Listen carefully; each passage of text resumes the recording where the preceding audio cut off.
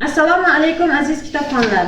O'zbekiston Respublikasi Oliy ta'lim, fan va innovatsiyalar vazirligining 2024-yil 27-dekabrdagi 2025-yilda xalqaro va respublika miqyosidagi o'tkaziladigan ilmiy va ilmiy-texnik tadbirlar rejasini tasdiqlash to'g'risidagi 490-sonli buyrug'iga asosan joriy yilning 10-14 noyabr kunlari Infolib O'zbekiston 2025-19 milliy axborot kutubxona haftaligi o'tkazilishi rejalashtirilgan.